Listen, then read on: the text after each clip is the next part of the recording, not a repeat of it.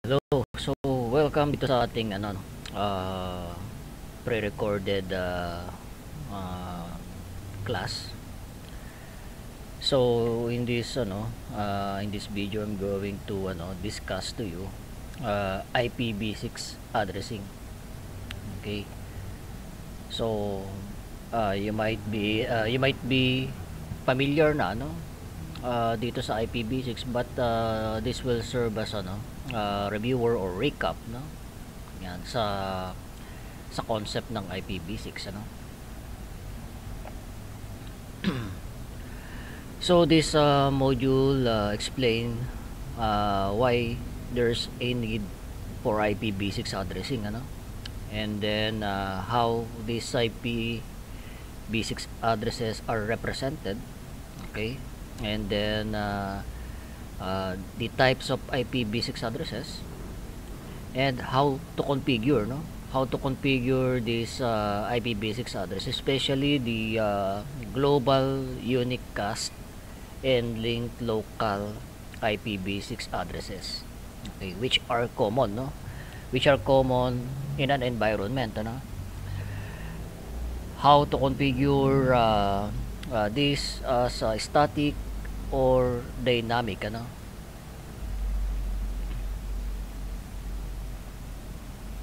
okay. So matagal nang sinabi ng mga internet registries na ito na ubos na yung kanilang blocks of IPv4 addresses, so kagaya ng nakikita nyo dito. American Registry for Internet Numbers, July 2015 pa nagfile na sila ng report na exhausted na yung IPv4 nila. Etong Latin America, yung LACNIC, April 2011 pa, and then RIPE-NCC 2012, APRINIC 2020, and then APNIC 2014. Okay, although magtataka kayo bakit yung mga kakilala ninyo na mga organization nakakapag pa-set up pa sila sa ISP ng or nakakabili pa sila sa ISP ng range ng IP. For example, /27 na public IP address static. Yan. Ibig sabihin nun, merong lang na natitirang IP address doon sa organization na yun, kaya lang wala nang i-divide pa.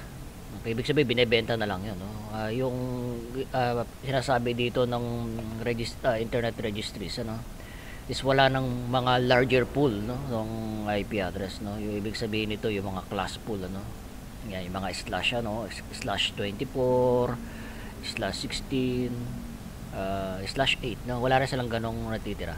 Okay, yung iba kung bakit meron pang naibebenta, kasi hindi naman kasi forever ang ang kliyente, minsan may hindi nakakabayad, so syempre puputulan ng connection yon, babalik yung IP address doon sa pool ng ISP.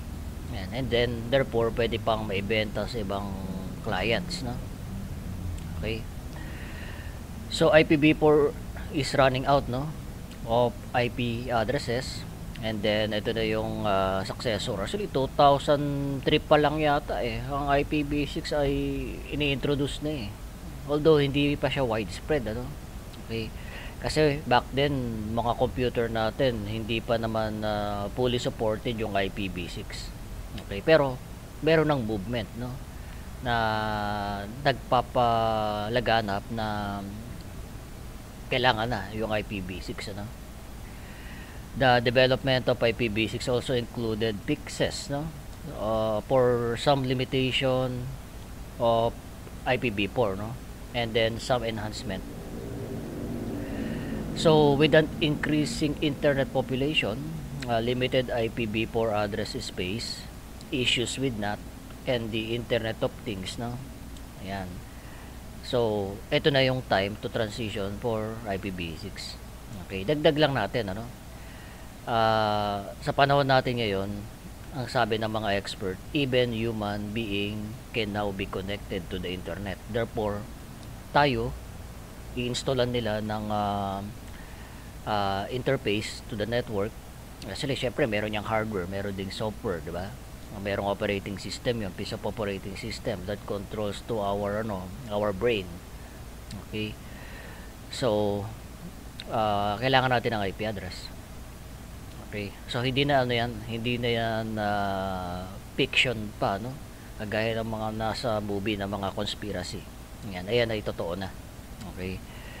At yan ay binanggit na rin ng mga malalaking sabi nating tech group, kagaya ng Tesla. Sa Tesla nga meron silang produkto na brain chip implant na kung saan pwede daw mabasa yung naiisip mo. Kagaya rin sa kung inyong napanood yung Black Mirror, sa Black Mirror meron doon series na yung memory. Okay, na kung saan lahat ng tao doon, base doon sa series na yun, ang scenario ay modern na lahat ng tao ay modified na, and then meron silang storage dito sa brain nila, parang microchip. Okay, or parang SD card, na in case na sila ay mamatay, pwedeng i-pull out yung chip na yon, tapos ibigay sa mga relatives, para i-play lahat ng mga nasa utak ng tao na yon ay makikita doon sa storage, which is hindi naman dininay ng CEO ng Tesla. Okay, sabi naunahan daw sila ng Black Mirror, pero ganoon talaga mangyayari yun. Okay, yung technology na yon. So of course merong animal test yan, ginamit nila sa baboy, so ngayon pati yung behavior ng baboy nababasa nila, okay.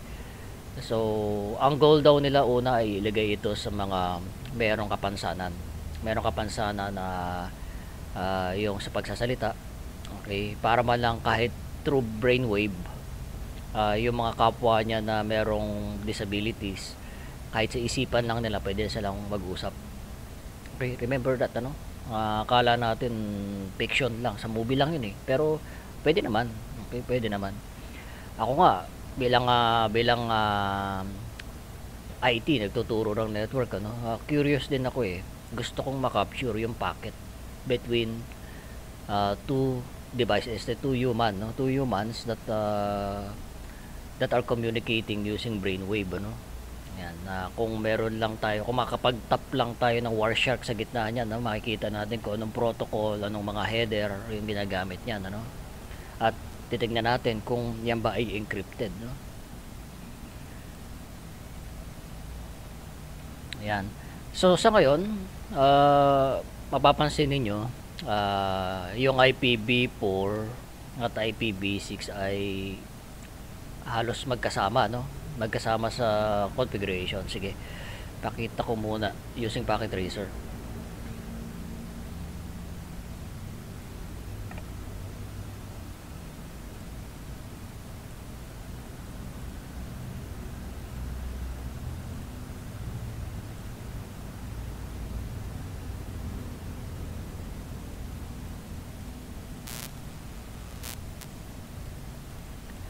So for IPv6, ganito yung format ng network niya, Yan, kunyari 2000, A, B, C, D, E, F, G. Wala namang E, F, G, di ba? A, B, C, F lang siya, E, F, E, F, tapos 1, 2, 3, 4, 5, 6. So ito 4 fields dapat ito, separated by by colon. Tapos 4 hex siya. Ibig sabihin ito 1 hex, ito another hex. So maximum of 4 hex kasi yan dyan, or 16 bits.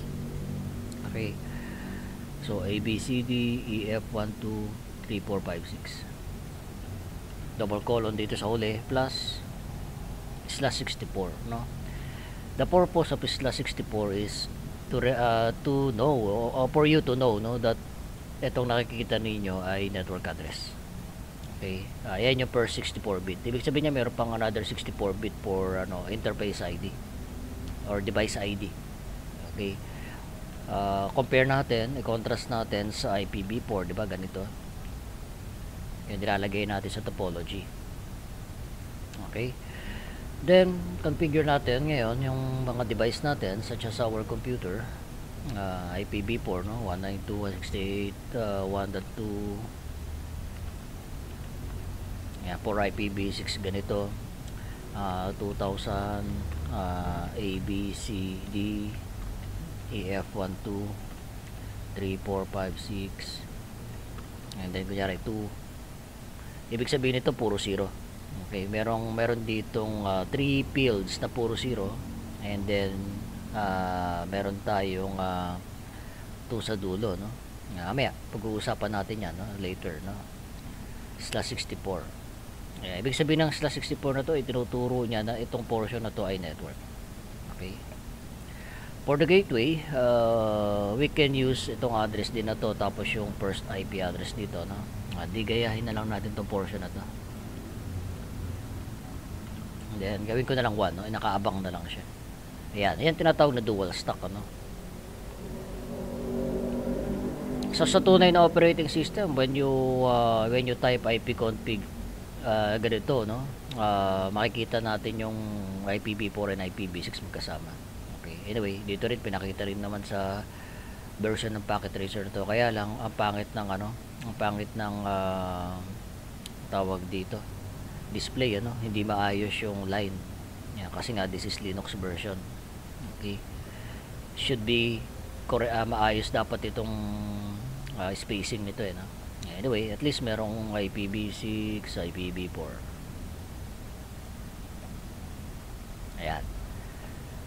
So, both the IPv4 and IPv6 will coexist in the near future, and the transition will take several years.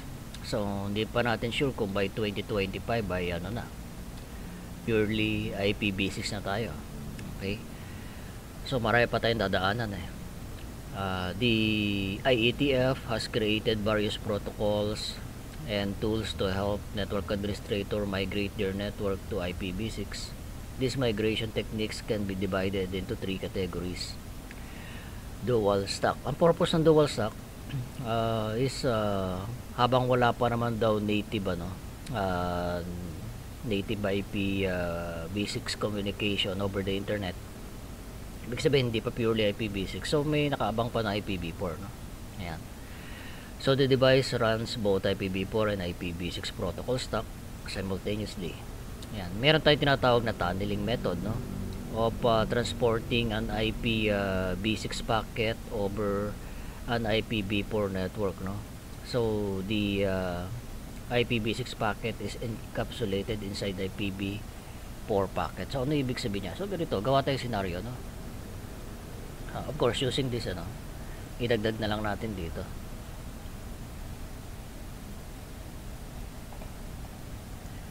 So, let's assume na meron pa ditong isa pang network. Ayan. Tapos, dito naman ay 2025.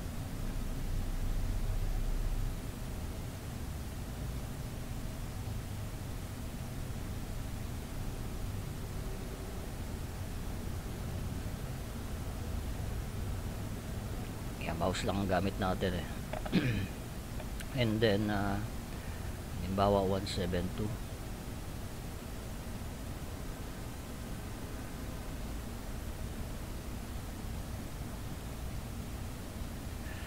tapos connected tayo via our ISP,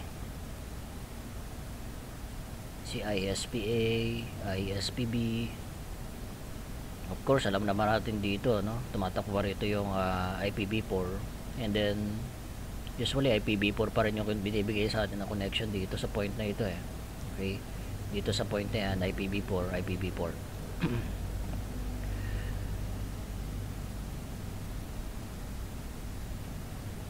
So wala man lang color dito.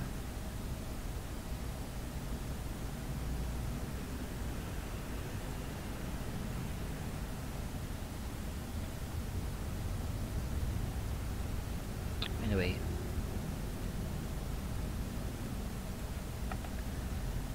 so merong option dito sa router. Okay, dito rin sa router na to, i-configure ngayon yung tinatawag na tunnel, no? Yan. So yan, ganyan.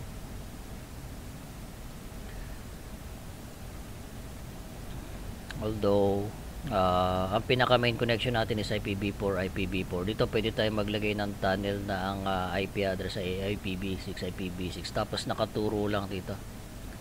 Yung IPv6 ito nakaturo dito, yung IPv6 dito sa kabila ay nakaturo dito. Okay, so ngayon paglabas ng IPv6 packet, ayan, dito sa router, yan daw ay i-encapsulate i-encapsulate yun, yung IPv6 ano, into an IPv4 ano, IPv4 packet, no? And then dadaan dito sa tunnel. Okay, successful niya makakausap yung mga device under nitong IPv6 na to. Okay, or paglabas niyan dito, or bago lumabas dito sa interface na to, kailangan ni ano yan i-de-encapsulate, no? Okay, so i-de-encapsulate dito tayo sa IPv4, i-de-encapsulate ito ngayon into an IPv6 packet ngayon hanggang makarating dito, and then magre-reply IPv6 and then encapsulated ngayon into IPv4 tunnel. Okay, and then same process, no? Hanggang makarating dito sa kabila. So yun yung tunneling. So meron naman tinatawag na NAT, no? Ito talaga translation talaga, no? Kung ano yung public IP address mo rito na IPv4, ayan, na hindi mo na kailangan mag-tunnel. Ibig sabihin nun, pwedeng itong internal IPv6 mo ay ita-translate into source IP address of this pagpunta rito. Okay, and then able to communicate this device, ano? Ayan, tapos yung IPv6 ito ita-translate into an IPv4. Okay, hanggang sa makarating, ano? Although walang walang pinakita example na configuration regarding dito, no? Ito kasi si Zenay ay focus sa routable na kaagad, no? Sa routable na kaagad na IPv6 kasi darating yung time hindi mo na kailangan ng tunneling saka yung NAT for IPv6. Yan, so balikan natin, banggit natin dalawang technology. Tunneling, a method of transporting an IPv6 packet over an IPv4 network. The IPv6 packet is encapsulated inside an IPv4 packet. Translation naman, network address translation 64 or NAT64, no? Allows IPv6 enabled device to communicate with an IPv4 enabled devices using a translation technique similar to NAT for IPv4. Yeah, so take note daw that tunneling and transition are for transitioning to native IPv6. So ibig sabihin, ang goal naman talaga dito IPv6 to IPv6 communication lang eh. Okay. Pag-usapan naman natin yung yung length, no, ng IPv6 address. So IPv6 address are 128 bits in length and written in hexadecimal. Okay, so 128 bits. So kung ito ay i-compute natin, no? So kung i-compute natin yan, 2 raised to 128, lalabas dyan ay 340 andecillion. Ayan, so marami yan, no? Hindi yan yung eksakto eh. Basta meron pang mga mga numbers pa, no? So 340 andecillion, no? According to some experts, try to collect or try to combine every shore, no, na merong sand.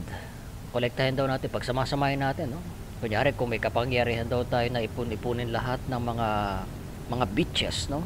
Ibig sabihin yung dagat, no? Yung mga beaches. Hindi yung kung naman yung kasi dalawang ibig sabihin ng beaches eh, no? Okay. So pagsamasamahin daw natin yun. Yan. Tapos kuha ka lang ng isang pirasong buhangin, no? Makukuha mo ba yun? Isang piraso. Sabi daw ng expert ay isang IPv6 for that grain of sand. Still, there are lot more available. Okay? So, ibig sabihin, hindi daw basta-basta mauubos tong IPv6. According to them, no? Kasi, minsan, ano lang naman sila di ba? Yung hula-hula lang din naman, no? Parang ano yung mga sorcerer yung mga yan Okay? Meron din nagsabi, every square inch of surface of the planet Earth can be assigned with a unique IPv6 address. Still, there's more left, no? Para gamitin pa. So, ngayon, ito ba yung ibig sabihin kung bakit ay gusto nilang pumunta sa Mars? Ayan, gusto pumunta nila Elon Musk sa Mars. Ayan, gusto daw nilang i-invade yung Mars. Hindi ko alam, no? Pero, according to them, sila na mismo nagsasabi, to be able to go to Mars, kailangan ma-modify muna yung tao, Okay? Of course, may IP address yun. Okay? Tapos kung meron mga creature doon sa Mars, tapos kunyari successful nilang nasakop yun, pwede na silang magtayo ng mga bases doon, network, IPv6. Sabi baka marami pa raw IPv6 yan, no? Edi sakupin na nila pati Jupiter, no? Okay. So, ayun na yung mga ano lang naman, no? Kumbaga kaisipan no? Mga advance sa pag-iisip, no? So, IPv6 addresses are not case sensitive. Hexadecimal ito So, ibig sabihin numbers and letters. So, no, not case sensitive. Kung nailagay mo capital letters lahat, ang di-display lang naman ng computer mo yan, router mo, minsan lowercase depende sa operating system, no? Depende sa operating system. Minsan merong operating system ko na in-input mo, yun din yung ilalagay niya. Okay? So, ganito yung format, no? Preferred format daw, no? 8 fields, no? Each field separated by by colon. Okay? Itong X na to, hindi ibig sabihin na isang character lang yan, kasi sa hexadecimal, 4 hexadecimal yan, kagaya nito. Yan yung katumbas ng isang X dito. So, bilangin natin, 1, 2, 3, 4, 5, 6, 7, 8 fields, no? So, sa ibang resources, ang tawag dyan, field. Ayun nga, field, no? Merong isang professor kasi, no, na tawag dito, in-invite si Cisco to create a course for IPv6, no? Tinawag niyang Hextet, no? Kanya-kanya lang naman na ano yun, tawag Okay? Pwede mga tawagin ano yan Matet, no? Matet. Okay? Or kung ano man, Totoy, no? This is Totoy 1, Totoy 2, and so on. Wala kasing walang official term for that, pero kung gusto nyo lang na ma-pattern with octet, then hextet pwede, no? Tama rin naman, no? Kaya field na lang, no? Kasi yung original original term is field, no? First field, second, third, fourth, fifth, sixth, seventh, eighth, total of 8 fields po yan. Okay, so not case sensitive. Yan. So masyadong mahaba, no? Masyadong mahaba yung IPv6 natin, kung tutusin. Pero yung computer naman natin o router natin, automatically it summarizes the address, merong rule yan kagaya nito, rule number 1, omits leading 0, no? Yan, ibig sabihin nito, kung meron kang ganitong value sa isang hextet, ito lang i-display niya. Okay, yung yung leading, no? Leading 0, not yung trailing. Ito huli to Okay, itong huli na yan kasi may value yan Yan. So, ganun po yung yung rule niya, no? So, ibig sabihin kung i-apply natin yan dito sa address natin, no? Kunyari 2001 0db8 quad 0, then quad 1, quad 0, quad 0, quad 0, then 0200 2001 db8. Ito, 0 lang talaga ito eh, di ba? Sa calculator nga, pagka nagpipindot ka ng maraming 0, 0, 0, 0 lang naman magpapakita dyan. Okay? Then, ito, 111, 0, 0, 0, 200. Okay? So, pwede pa yung summarize. Okay? Further, no? Yan, yung use ng double colon. Okay? Kung merong field dyan na magkakasunod na puro 0, yan, ibig sabihin field, no? 16-bit na 0, 16 bits na 0, 16 bits na 0. Ayan. So, pwedeng i-summarize siya as double colon. So, kagaya nito, meron tayong 3 fields na 0. So, therefore, ganito na lang ginawa niya. Bahala na daw yung, bahala ka na dyan, PC o router, kung paano may unawaan yan, no? Ayan. Actually, kahit i-configure nyo ito sa IP address or sa PC or sa router, your router will decide to use this. Okay. Kaya lang, may rule dito, no? The double colon can only be used once within an address, otherwise there would be more than one possible resulting address. So, okay, magbigay tayo ng example dito, no? Sa sinasabi niya.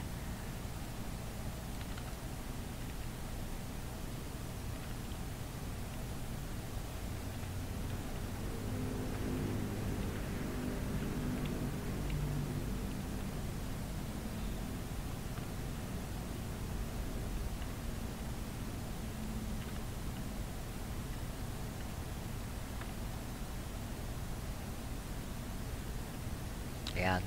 So, 1, 2, 3, 4, 5, 6, 7, 8. So, this can be represented in 2 ways, no? Pero, pili lang na isa, no? Ayan, yung option 1 natin.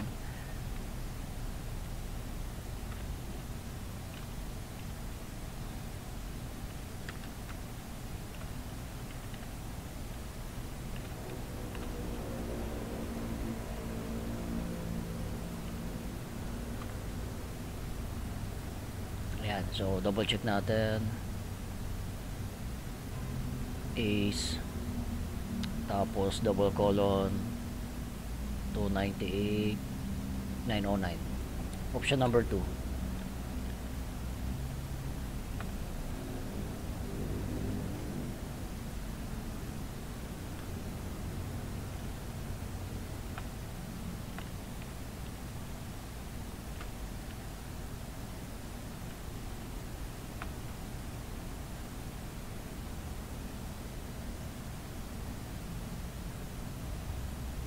Ayan.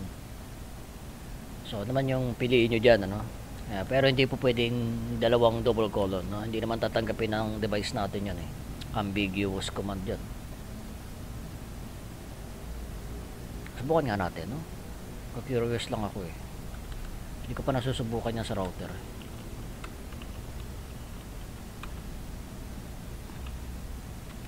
Switch pala ito. Natural. Hindi na ako tatanggapin yan, no?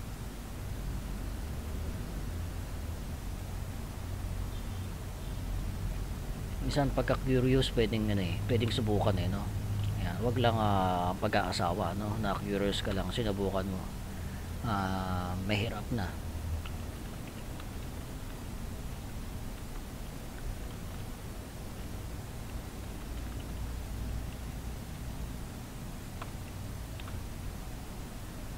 Or gawin natin itong colon dito tapos ace 298 909 or incomplete command sa kanya or tama no, IPv6 address sa kanya hindi niya maintindihan no. Ano ba kung incomplete sa kanya, prefix 64 o ano ba hinahanap niya, wala na no. Yan, so ibig sabihin nababaliw siya rito no. Okay. So hindi niya malaman no kung kulang ba or sobra yung IP address na yung inilalagay. Yan, baliw na baliw no.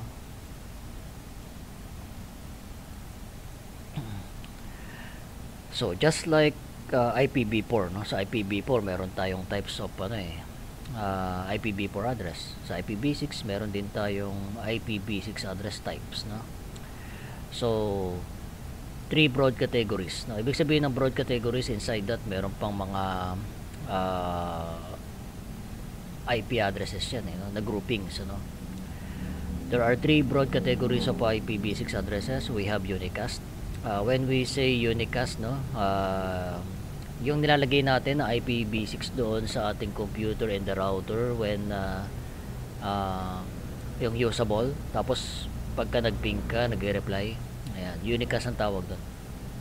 Ito namang multicast, no? Multicast is used to send a single IP packet to a multiple destination. Ayan, so ito ay ano na, predefined na to eh. Ayan, usually yung mga gumawa ng mga protocols, no, sa network, sila yung naglalagay ng address diyan sa loob niyan. Purpose niyan kung sino yung mga device mo, member group of that protocol, no. Sila lang yung pwedeng tamaan, ano. Okay, kagaya ng ano, ICMP, ano, ICMP neighbor solicitation. Yan, katumbas yun ng ARP. Katumbas siya ng ARP sa IPv4. Kaya lang yung ARP sa IPv4 ay broadcast. Ang neighbor solicitation naman sa IPv6 uses multicast. Okay. So kung sino lang yung magkakasama sa multicast group, sila lang ang tatamaan ng traffic. Pero in a way, parang din yung broadcast yung dating eh, no? Okay. So anycast. So this is any IPv6 unicast address that can be assigned to multiple devices. So sige, para mas madali ninyong maunawaan ang tinatawag na anycast. Let's assume, no? Yan, sa internet kasi may mga servers tayo. Halimbawa yung Google, no? Google hindi lang naman po isang web web server. Pwedeng group of, halimbawa lang 4 web server pero may unique address, ano. Halimbawa ito si colon 2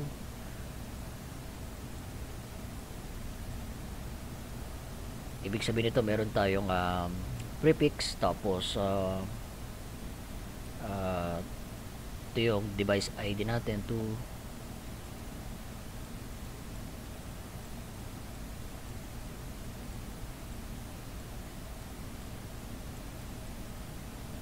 Okay. Tapos ang i-represent niya sa public, publicly available, no, yung para ma-access ay halimbawa colon 100. Okay. Ibig sabihin, kunyari when we browse the google.com, possible ito lang yung associated na IP address. Okay. One to nearest ito, or sabihin natin ano, nearest device ito eh. Kung ito yung pinakamalapit sa Philippines, okay, kung ito yung pinakamalapit sa Philippines sa server, although ito yung gagamitin niyang logical or virtual IPv6 address, ito yung kukontakin niyan. Pagka nag-down yan, ito. Pagka nag-down, ito. Pagka nag-down, ito. Sa Windows, ang tawag dito, clustering. Yan, naalala ko pa dati, no, nagawa ko pa ito eh. Sa laboratory.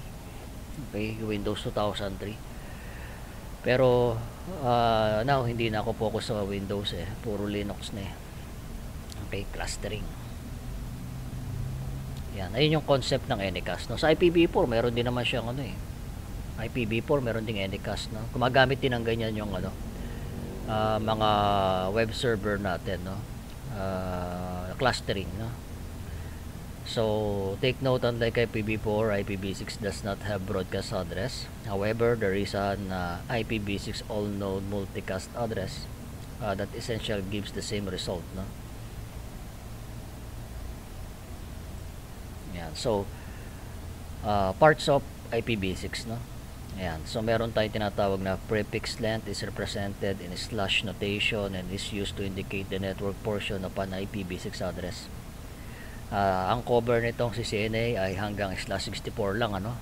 Ayan. Kasi pwede rin namang magkaroon ng ano, slash 96, slash 112 and so on. Yung para naka BLSM ka. Sinubukan ko nga yun eh. Mag-compute ng ganon. Some of my Windows devices that I think magkakasama naman dapat doon sa sa grupo na yon, hindi naman nagre-respond pagka nagpiping kahit tinanggal ko na yung firewall niya, no? So therefore hindi maaring sa ganong klase ng addressing scheme hindi pa ready yung mga operating system natin na end device. Okay, maybe, no, when you try to ascend from NA, NP, IE, baka doon ninyo ma-encounter yung paggamit ng ng subnetting on the interface ID. Ito kasi usually may subnet ID na tayo dito eh. Okay, mamaya. Okay.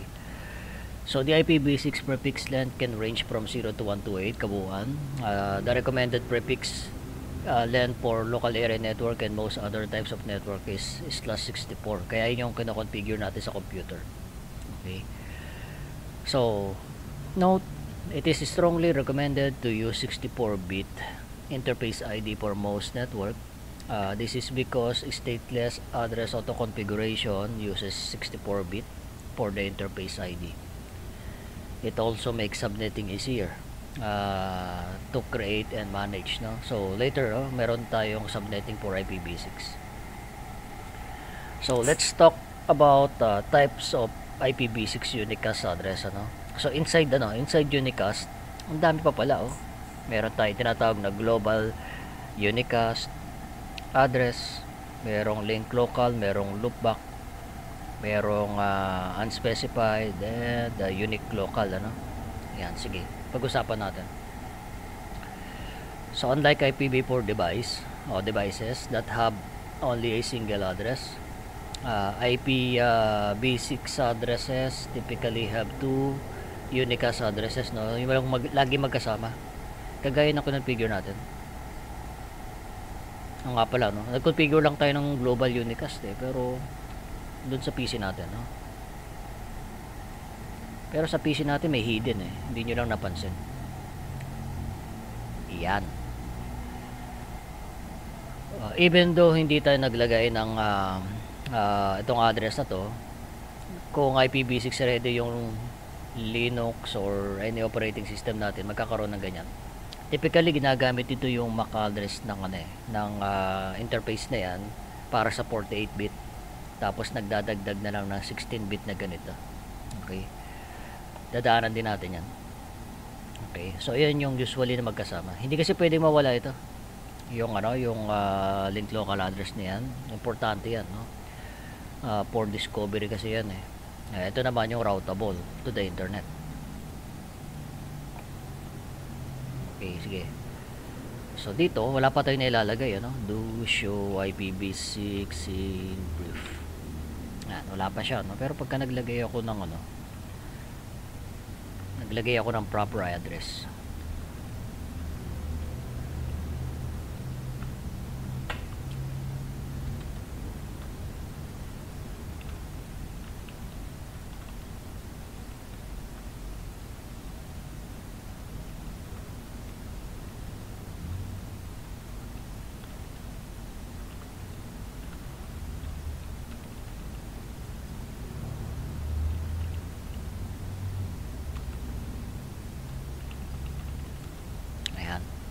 so meron na kaagad siyang link local address.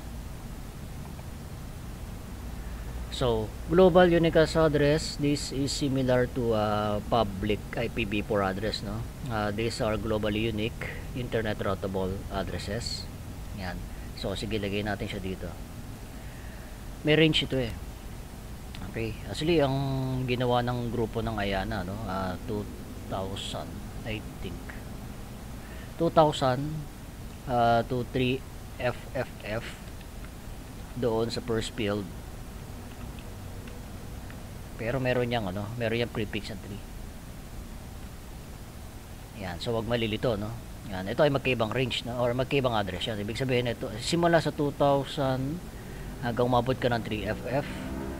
Okay, yung sinasabi niya, yan yung routable to the internet. Ayan itong /3. It denotes only itong portion na to. Yan, yung portion na yan. Sige, i-decode natin,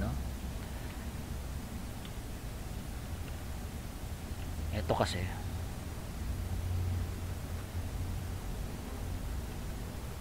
yan, lagyan natin ng arrow, Ang 2 sa hexadecimal, di ba? Ang 2 sa hexadecimal ay 4, kasi 8, 4, 2, 1, tama? Ayan. Ito yung 2. Di ba parehas lang yan ang 3? Yan. Kung 3 naman ang pag-uusapan natin,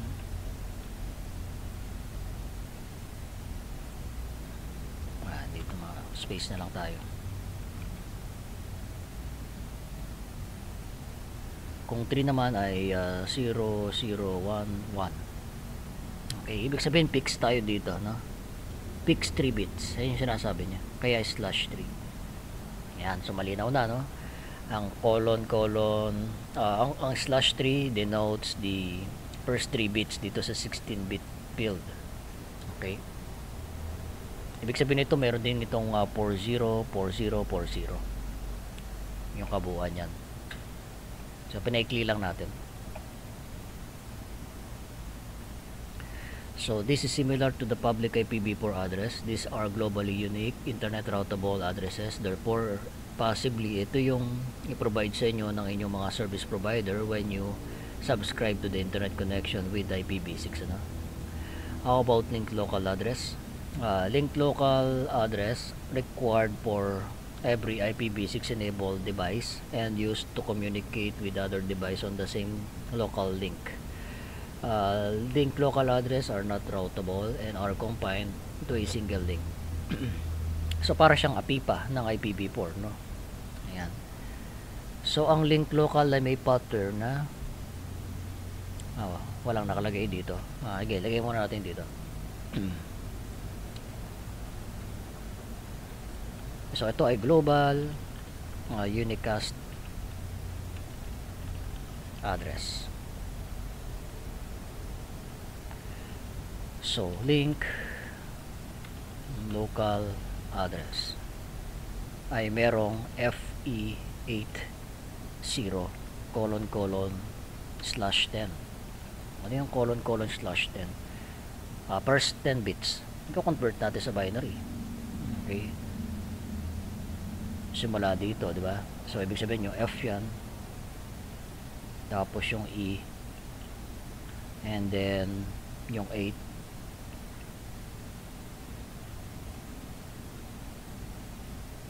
so ibig sabihin ito 8 bits 10. So itong portion na to, yan, FE8. So ibig sabihin fix yan. Kaya common makikita nyo dun sa IP or sa IPv6 link local address FE80, ano? Yan talaga sumilahan yan, FE80, tapos bahala na rito. Okay, ganoon din yung mga device natin dito, FE80.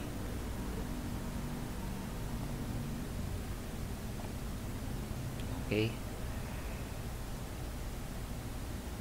yan. So meron din dito ng loopback address. So yung loopback address dito tama, ::1. Ibig sabihin kahit wala pa akong global unicast address na IPv6, I can ping my loopback address. Mag-reply yan. Ibig sabihin nito yung protocol stack nito ready for IPv6. How about yung unspecified? Bakit parehas? Yan. Bakit parehas dito? Mali, no? Mali ito eh. Kapag ka unspecified, 0 dapat yan. So mali lang yung gumawa ng nagkamali lang siguro gumawa ng curriculum or yung PowerPoint na yan, ano? So we have loopback, ::1/128. Ang unspecified 0 yan. Sorry, should be 128. Ito corresponding to 127.0.0.1 ng IPv4, corresponding to quad 0 ng IPv4. So itong unique local, no? Unique local, kung merong routable, merong public, meron din dapat private, no? Ayan, ito private, FC00FDFF.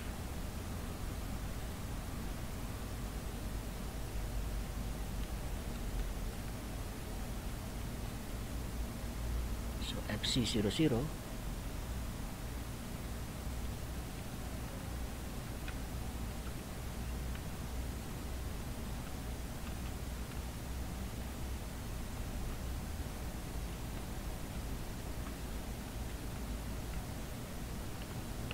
According to that, /7 siya. /7. Yeah, unique local. At tumbas ito ng private IPv4 address, no? Ito yung private naman sa IPv6. So ngayon, ibig sabihin fixed daw yung yung 7th bit, no? Yeah, so ibig sabihin yung F 1 2 3 4, yung C.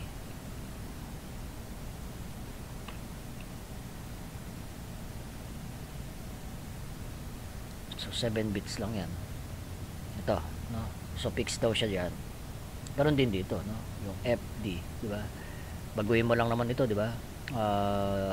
Kasi C, hindi na 'yan. Okay.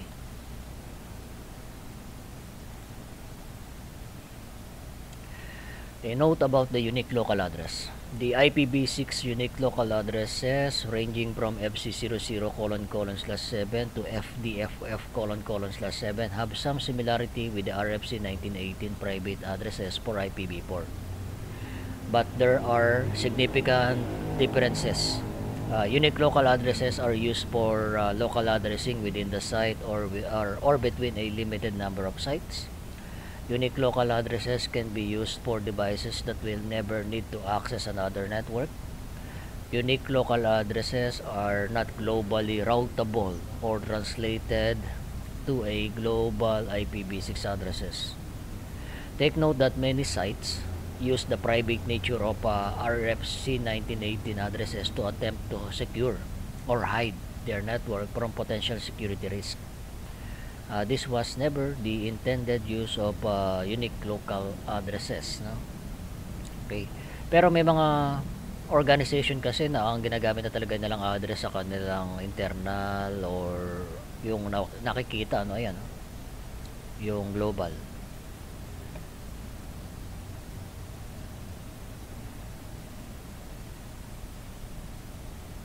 Yan. So balikan natin, no? Yung structure ng global unicast address. Yan. So IPv6 global unicast address are globally unique and routable on the IPv6 internet. So currently only global unicast addresses with the first 3 bits na pag-bit natin kanina, no, yung /3, so are being assigned. So currently available global unicast address begins with decimal 2 and 3. This is only 1/8 of the total available IPv6 address space. Yan. So, kabuuan ng IPv6 structure, no? Na meron tayong global routing prefix subnet interface. Ano ibig sabihin yan? Sige, ganito.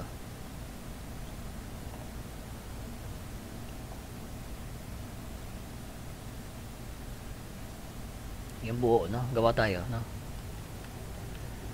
So 2000 0db8 DAs face. Yan, so 090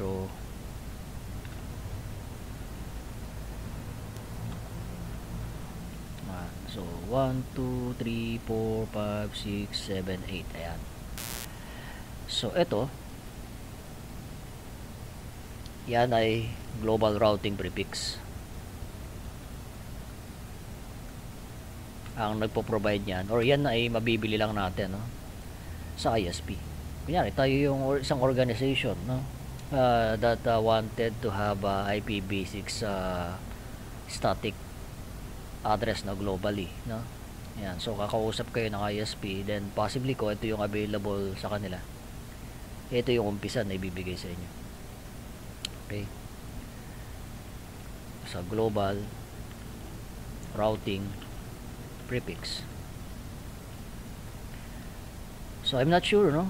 Pero ako, basta sa ang basa ko kasi ito yung mga slash na nakalagay doon sa mga router, no, sa internet. /48 yan, no? 16 16 16 48.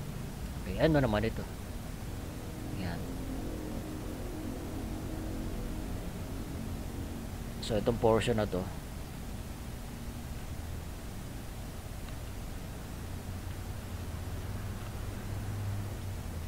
yung subnet ID yan eh, or subnet field, or subnet ID, no? Correct lang natin.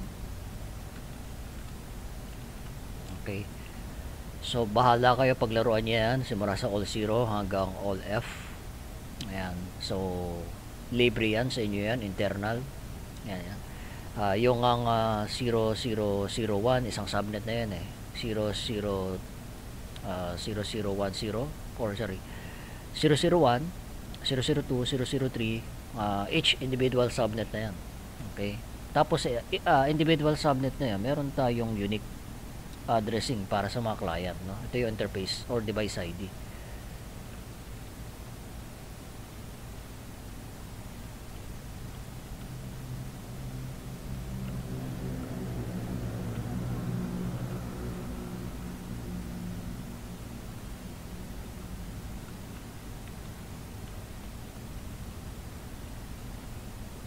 Check nga natin yung or interface ID, no? O pwede rin naman device ID kasi yun yung ID na ilalagay sa device, di ba?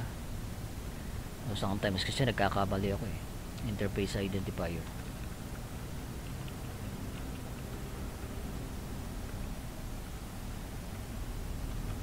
Ayan, ito na yung unique na nilalagay natin sa mga end devices natin. Okay, yan yung structure niya, no? So global routing prefix, which is usually /48, subnet ID 16 bits yan, another 64 bit para sa interface ID. So the global routing prefix is prefix or network portion of the address that is assigned by the provider, such as the ISP, to a customer or site. The global routing prefix will vary depending on ISP. Ang ibig niya sabihin dito, may mga ISP kasi nagbebenta /32. Yan. Pero common daw /48. Okay.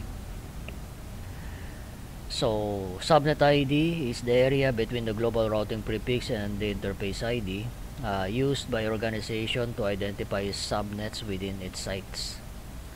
Interface ID is equivalent to the host portion of an IPv4 address. It is strongly recommended that in most cases, /64 subnet should be used, which creates a 64-bit interface ID. Okay. The IPv6 link local address. Yan. So, an IPv6 link local address enables a device to communicate with other IPv6 enabled device on the same link and only on that link. Yan. So, ibig sabihin kung ito ay isang LAN segment, yung FE80:1, FE80:2, hanggang dito lang yan. Okay. Possibly, kung ito FE80:2, FE80:2, walang problema. Isang device lang naman yan eh. Yan. Wag lang magkaroon, kaya FE80:2, rin dito. Conflict na yun sa isang LAN segment. So, basta dito sa isang link segment na yan, walang magkaparehas na link local. No? Yun yung rule dyan. So, packets with a source or destination link local address cannot be routed. Every IPv6 enabled network interface must have an LLA. If an local link or link local address is not configured manually on an interface, the device will automatically create one. Kagaya dun sa router natin, naglagay ako ng global unicast address, nag-no shutdown, automatically nag-create na siya ng link local address. Yung Linux ko, bagamat wala naman akong IPv6 global unicast address, automatic nakabukas kasi yung interface. So may nakaabang na link local address. So /10, no, yung range niya. Ayan.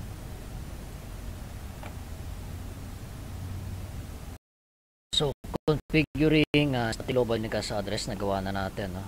So dito sa router na ito, show IPv6 in brief. Ayan. So ito automatic niyang kinrate ito. Yan. Pero pwede naman natin siya i-force na maging manual eh. Halimbawa, this is R1. Tapos gusto nyo sa topology nyo siya yung merong FE80::1 sa lahat ng active interface. Yan. So halimbawa may router pa daw dito sa kapitbahay niya, no? Unahan na natin yung slides natin.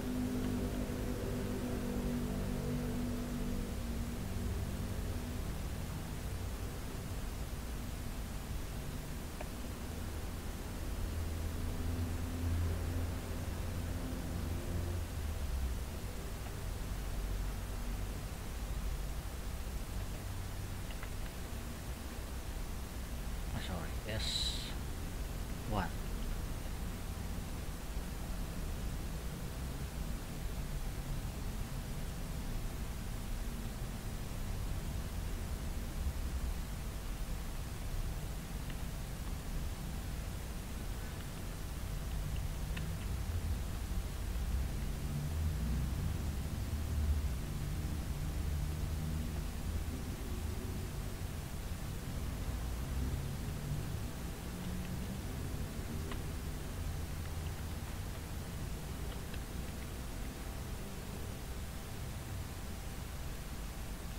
So dito naman halimbawa sa topology natin, para malaman natin siyang si router 2, lahat ng interface niya rito base sa topology ay lalagyan ko ng parehas na static link local address. Yan, basta between this link and then this link wala dapat magkaparehas. Ganoon din dito. Okay, at dito. Yan yung sinasabi niya. Kahit dito kay router FE82, walang problema dyan.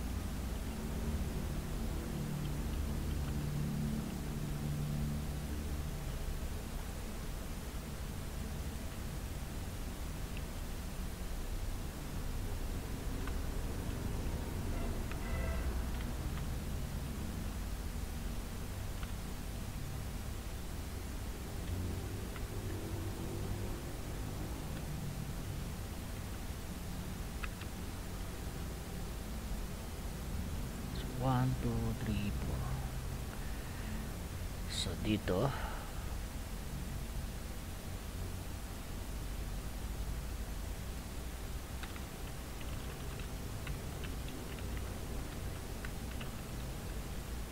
puwersahin na lang natin siya ng IPv6 address FE80::1. The command is link local. Ayan.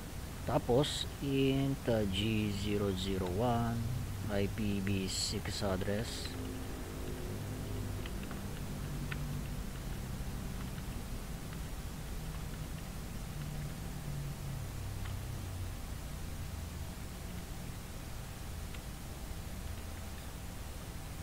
Tapos IPv6 address.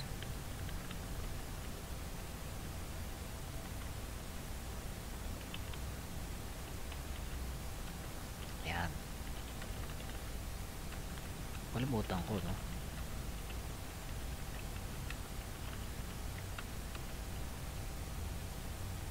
Of course, di pa yan bubukas dito, no? Kasi patay pa dito sa kabilang side.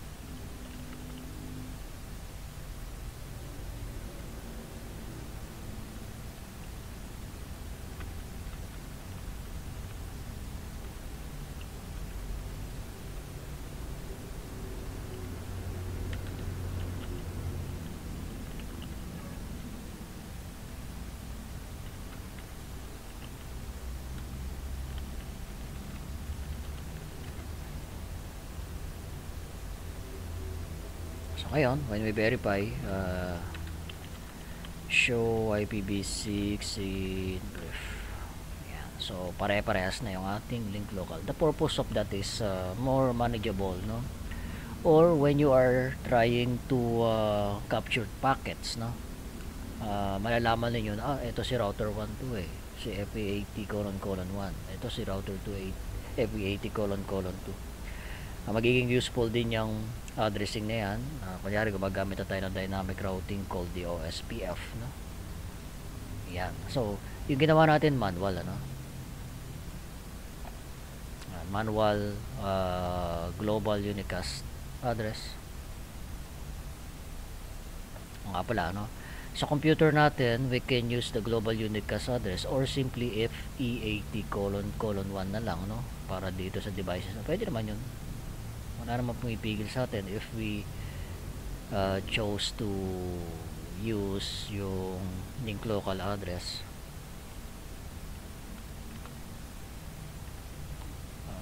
FE80::1 was default gateway natin. Makakalabas pa rin naman yung packet niyan.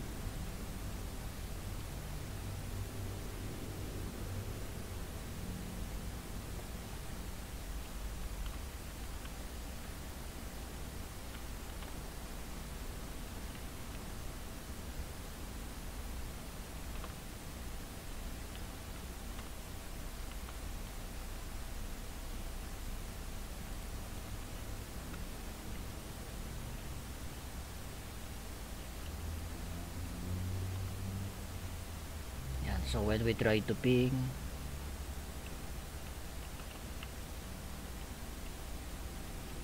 yan, may clean na lang ipiping natin, no? Hindi na yung napakahabang number.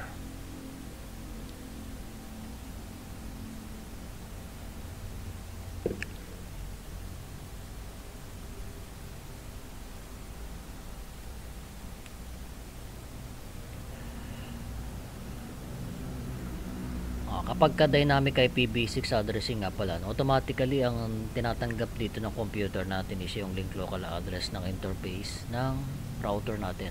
Automatic yun kasi si router ang nag-aalok sa client na later, no.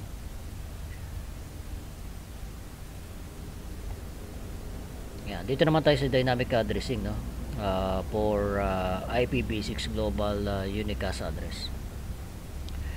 Yung mga devices natin can have automatic, ano, IPv6 address even though wala pa tayong DHCP. Yan, ibig sabihin nun naka stateless address auto configuration lang tayo. Yan, so ito pwede nating iset, no, pero in order for that to be enabled, no, ang feature na kailangan natin buksan dito kay R2 ay routing. Kasi kung pupuntahan natin ito tapos we try to obtain, yan, wala tayong makikitang IPv6 address yan. Okay, so kung i-enable natin yung IPv6 routing dito, pero bago yun, show IP.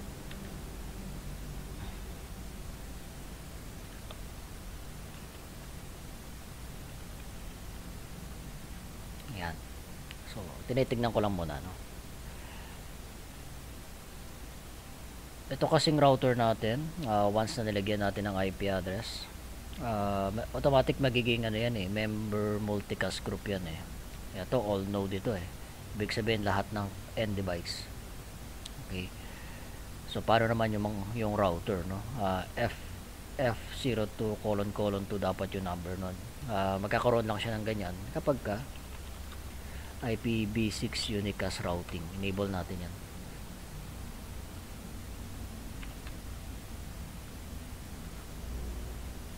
Ayan o, FF02::2. Okay, so multicast din yan eh. Okay, so ngayon when we try to obtain automatically, meron na plus yung ano, yung ating gateway, no.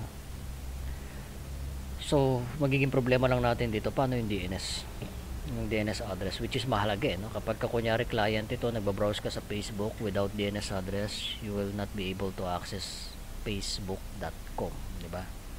Okay. So doon papasok yung laro nito eh. Yan, yung tatlong yan. Pero basahin muna natin, no?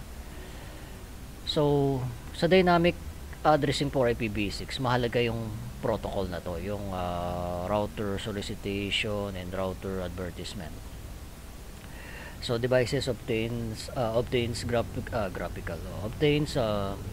global unicast addresses dynamically through the ICMPv6 messages. Router solicitation messages are sent by host devices, no, to discover IPv6 router. So meaning etong mga client natin, ko yan ay IPv6 ready, automatically nagbabato na yan ng router solicitation. Is there any router? Is there any device here, or is there any router here that is IPv6 enabled? Please send to me your prefix, no? Yun yung router solicitation. Patuloy yun ang ginagawa ng client, no?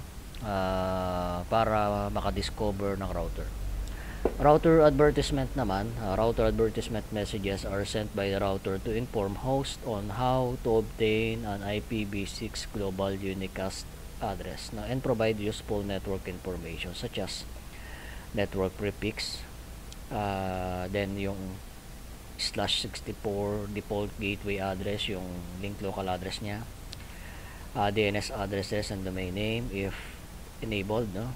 The router advertisement can provide 3 method for configuring IPv6 global unicast address. Yung ginawa ko kanina is Slack yun. Okay.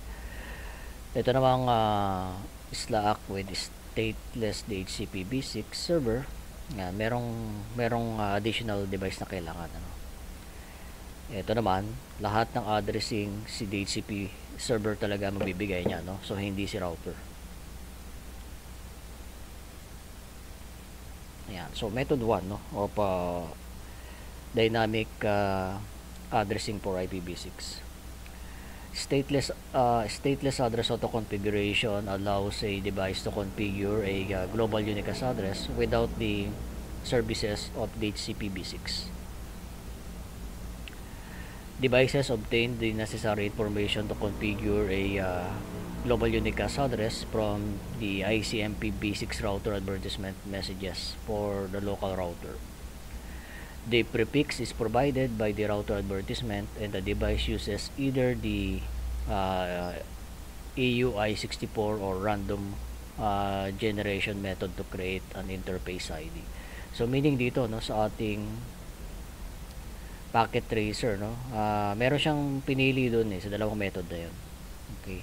In this case, ang ginamit niya rito AUI64, no, to create additional 64-bit for interface ID. So later, no,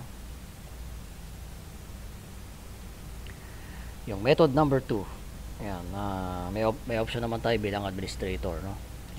Yung addressing manggagaling sa router, yung DNS server address manggagaling kay DHCPv6 server. So meaning wala itong capability magbato ng pool of IP address. Ang ibabato lang niya DNS or domain name lang, no. Ang router advertisement can instruct no device to use both Slack and stateless DHCPv6. The router advertisement message suggests device to use the following, no. So ibig sabihin nung nagbato ito ng pwede kasi mauna si router router advertisement kay client, no. Kunyari si client hindi pa nagbabato ng router solicitation, no. In-inform niya na kaagad ito na ito yung prefix length, ito yung aking gateway, tapos base doon sa header ng IPv6 naka-enable doon auto-config, tapos merong other config plug. Yan, merong plug doon sa mga kasi 'di ba, sa mga field ng protocols natin, 'di ba? Okay. So yung A saka O plug, no.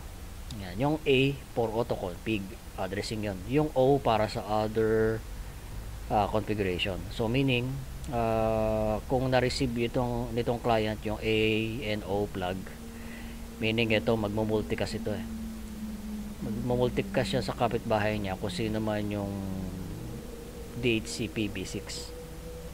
Okay. Ayan, yung DHCP-B6 solicit. Sige, lakihan lang muna natin to. Ayan, DHCP solicit. Broadcast, multicast yung traffic na ginagamit dito ng ating client.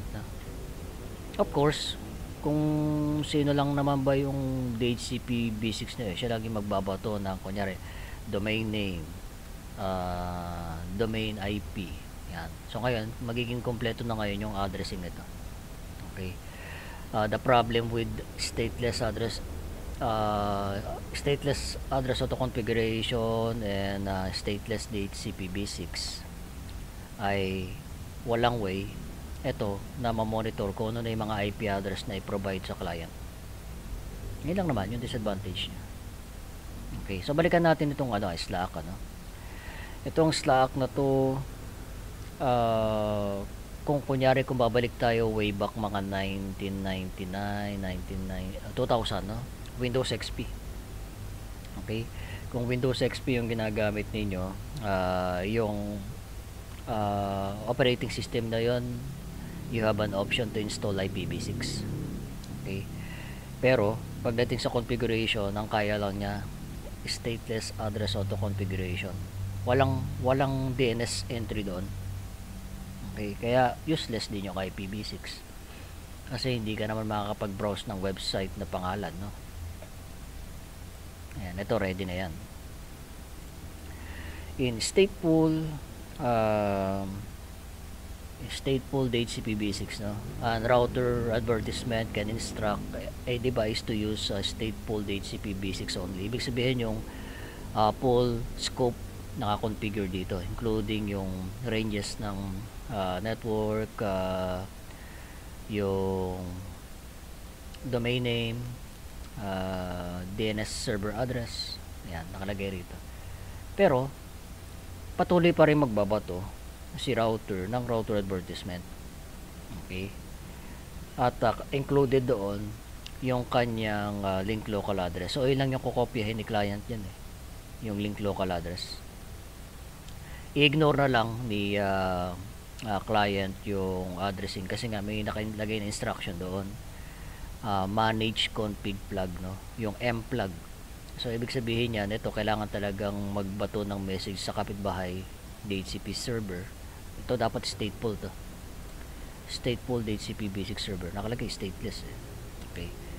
So ngayon, nung nag-multicast yan dito, na-receive nito, hindi magre-respond ngayon yan with IP address, prefix, domain name, DNS server address. Tapos dito sa server na yun, monitor mo pa kung ano yung pinrovide niyang IPv6 address for the client. Okay, so pag-usapan naman natin yung EUI64 saka yung randomly generated address. When the router advertisement message is either Slack or Slack with stateless DHCP-B6, the client must generate its own interface ID. Okay, the interface ID can be created using this process, EUI64 or randomly generated 64-bit number. So let's talk about muna itong tinatawag na extended unique ID. Ayan, 64-bit, no? So lumang process ito sa mga lumang operating system. Yung iOS natin still ginagamit pa rin ito. Okay, so tandaan natin, no, yung PC natin or yung interface ng ating router ay Ethernet, may MAC address yun. Okay, so hihiramin niya yung 48-bit ng MAC address. 48 yun, kulang ng 16-bit, no? So the IEEE defined the extended unique identifier or modified EUI64 process which performs the following. Ayan, mandatory itong value na to, no? Yung FFFE in hexadecimal, no, is inserted into the middle of the 48-bit Ethernet MAC address of the client. So kung ang MAC address daw ito FC994775 CEEO. Okay, so ito isang grupo na ito, or sige, isang field, di ba ito, or isang grupo ito, di ba, yung tinatawag na organizational unique identifier. nag-identify ng vendor assigned ID. Yan. So paghihiwalayin natin, i-insert natin ito. Yan. So para minodify yung ano no, yung DNA yun. No? Okay. Regard muna natin ito. No? Yan, yung dapat yan C eh. Sige, dito na lang kaya tayo sa ating blackboard para di kayo nalilito. No? Minsan kasi direct to the point yung ano eh. So kunyari meron daw tayong MAC address na 00 AD 11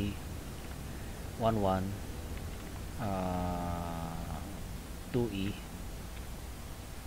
55.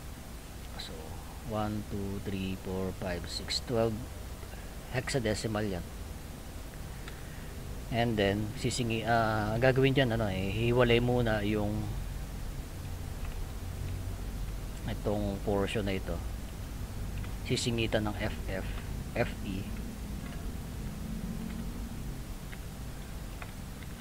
Yan. So tutusin, pwede nang pagsamahin ito as 4 hex na.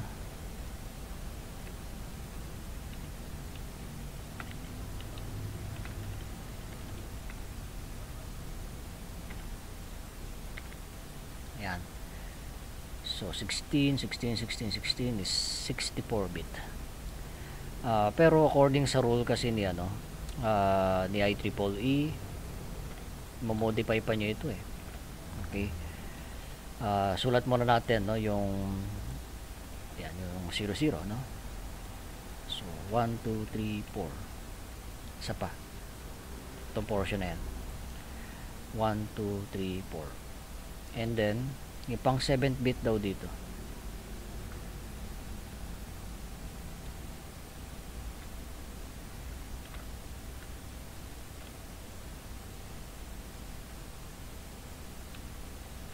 Yan. Ano daw yan? Ipi-flip daw natin ito. Yan. So flip into binary 1. Or kung ano yan, kung binary 1 yan, ipi-flip mo naman siya sa 0. Okay. So flip into binary 1. So ano mangyayari?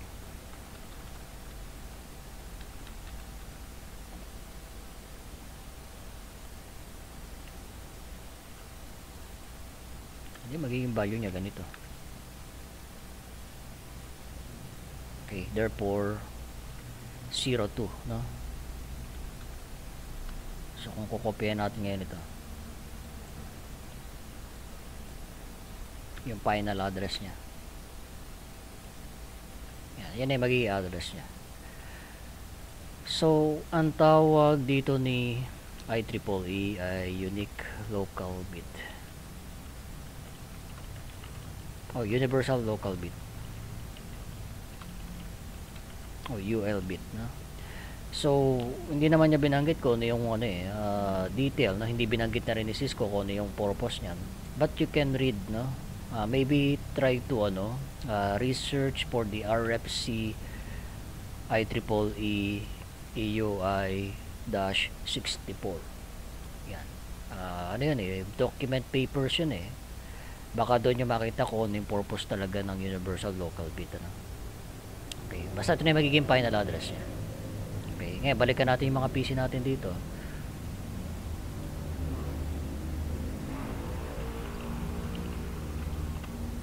So sa MAC address natin ito 00 yan nandito magiging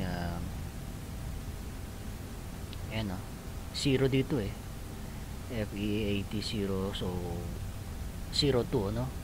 Kasi nga yung ating leading 0 no. Dapat yan 0260 no 3EFFFE. So malalaman nyo kung naka EUI64 yung inyong computer or device kung meron kayong makikita nakasingit na FFFE. Lang na yung para tandaan dyan.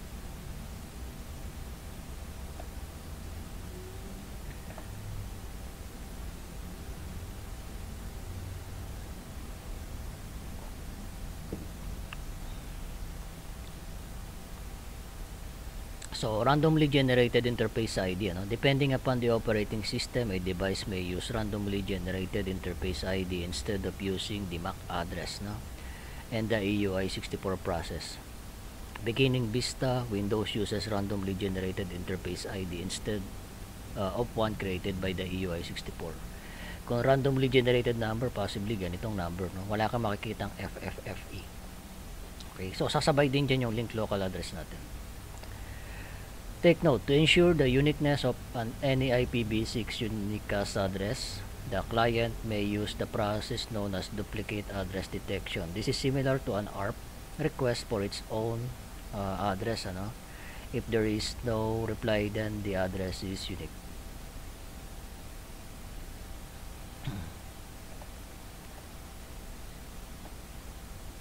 Yeah, so dynamic link local address on Windows operating system. So sa Cisco natin, Cisco iOS, it still uses the EUI64. Verification, no? Show interface gigabit something or interface something, makikita nyo rito yung IPv6 address or show IPv6 input. Let's talk about the multicast address, no? Assigned IPv6 multicast addresses, yan, or IPv6 multicast addresses have their prefix of FF00/8. There are two types of IPv6 multicast addresses, no? Yung well-known multicast addresses, solicited node multicast addresses. Take note, multicast addresses can only be the destination address and not the source addresses. Well-known IPv6 multicast addresses, ano?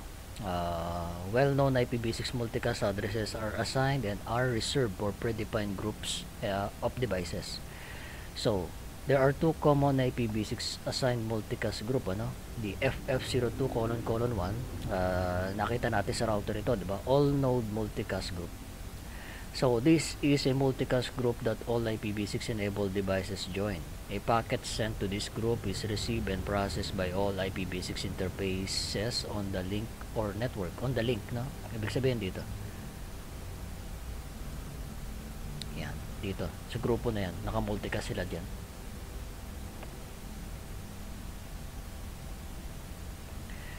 FF02::2 all routers multicast group. This is a multicast group that all IPv6 router join, no?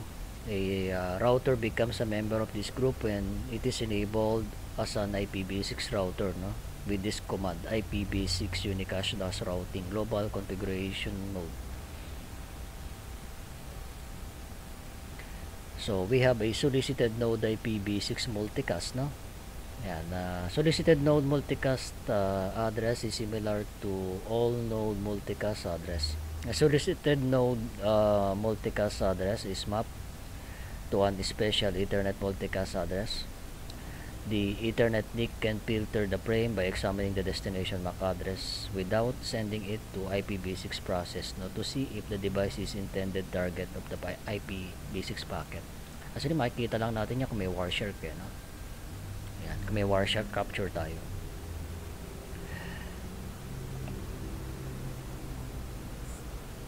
Yan. So, subnetting naman, no, sa IPv6. Itong subnet ID is reserved for subnetting. So, you can start for all 0 or all F.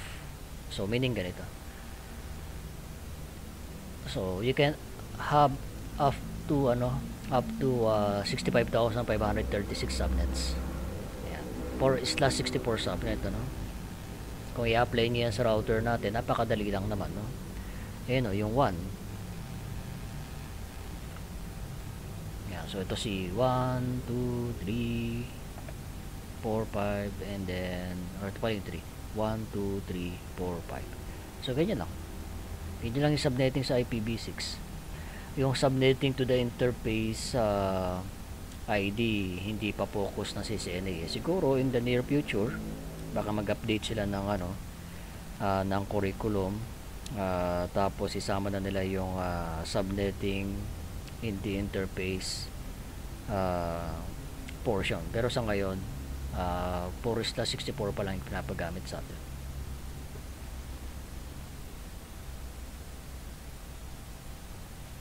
So ganito yung magiging tawag dito, no? configuration natin sa router kapag mayroong multiple IPv6 unicast address. Yan. So that's all for this video, no. I hope natulungan ko kayo na maintindihan, no, itong IPv6. So again, you can repeatedly watch the video, no, and practice nyo yun dyan sa inyong packet tracer. So thank you for watching.